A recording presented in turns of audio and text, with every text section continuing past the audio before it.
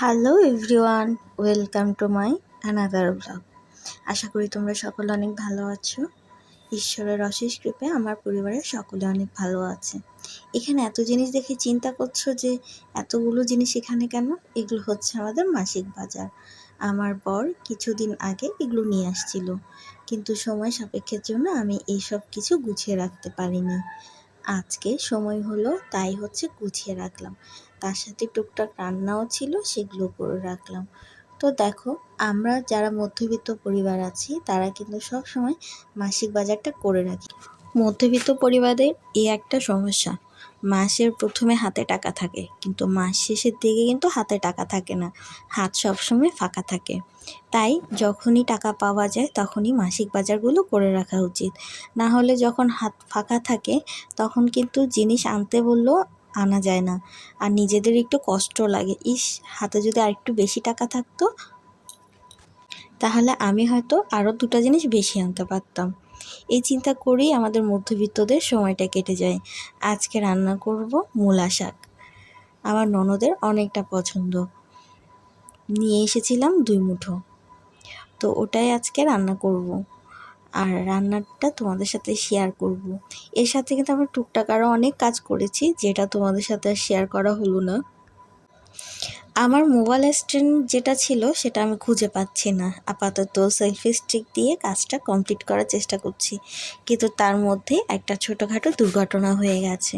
এরপরও আমি তোমাদের সাথে ভিডিওগুলো শেয়ার করে রাখছি। ইউটিউবে ভিডিও দেয়া বা ভিডিও দিয়ে আর্নিং করা, এটা কিন্তু বড় কথা না। তার থেকে বড় কথা হচ্ছে স্মৃতি। আজকের এই স্মৃতিগুলো যা আমি ইউটিউবে রেখে যাব, তা কিন্তু 50 বছর বা তারও বেশি সময় পরে এসে আমি আবার দেখতে পারবো, এবং তখন এই ভিডিওগুলো দেখে আমার সেই পুরনো স্মৃতিগুলো আবার তাজা হয়ে যাবে। তখন মনে হবে যে কতটা সময়, কতটা দুঃখ, বেদনা, শান্তি, সুখ সব কিছু মিশ্রিত একটা সময় ছিল। আর এইটা বলতে বলতে অনেক কাজই করে ফেললাম। তো দেখো, এখন আমি এটা করছি জলপাইয়ের আচার। এটা কিন্তু রাতেই করা হয়ে গেছিলো, কিন্তু তখন মিষ্টি কম ছিল, তাই আরেকটু মিষ্টি দিয়ে ভালো করে জাল করে নিচ্ছি।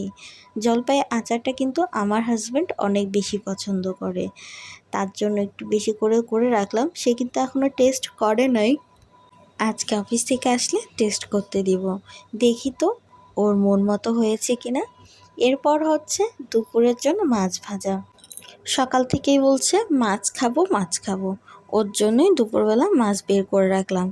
আমি বাজারে গেলে সবসময় ছোটো মাছ আনার চেষ্টা করি। বাবু ছোটো তো, মাছগুলো যদি লাল করে ভেজে দেওয়া যায় তাহলেও কিন্তু খুব তৃপ্তি নিয়ে মাছগুলো খায়, এবং ছোটো মাছ হিসেবে কাটাও কম থাকে। আর যে মাছগুলোতে বেশি কাটা থাকে ওই মাছগুলো আমি আসলে ইগনোর করার চেষ্টা করি, কারণ আমার বাবু এখন অনেক ছোট, কাটা বেছে বা কাটা সহ মাছ খাওয়া ওর পক্ষে সম্ভব না। মাছের মধ্যে হলুদ মরিচ মেখে রাখলাম। এরপরে আমি একটা কড়াই গরম করব, তার উপর তেল দিয়ে মাছগুলো ভাজতে দিয়ে দিব। আমাদের যেহেতু নতুন বাসায় আসা হয়েছে, এই বাসায় একটা সমস্যা হচ্ছে গ্যাসের চুলাটা বসানোটা কিন্তু ঠিক হয় নাই। আর অনেকক্ষণ পরে তোমাদের সাথে আমি ইন্ট্রো দিচ্ছি। আর বিশেষত কিছু কাজের জন্য ইন্ট্রোটা আসলে সাউন্ড অফ করে দিছি। এই যে এটা হচ্ছে মূলা শাক ভাজি, মাছ ভাজি তো দেখলা, আর অল্প করে আলু ভর্তা ছিল। আর এটা সেই আমার, বলো তো কি, জলপাইয়ের আচার। জলপাইয়ের আচারটা যখন করছিলাম তখন কিন্তু বেশ অনেক ছিল, কিন্তু করার পরে কমে গেল। এটা আলু ভাজি, তার মধ্যে ডাল। এগুলো কিন্তু রাতে রান্না হয়ে গেছিলো, যেগুলো তোমাদের সাথে আমার শেয়ার হয়নি। লাস্টে ভাতটা আসলে সচরাচর সবাই করে, সেজন্য তোমাদেরকে দেখালাম না। তো বন্ধুরা, সবাই ভালো থেকো, সুস্থ থেকো, দেখা হবে নেক্সট ভিডিও।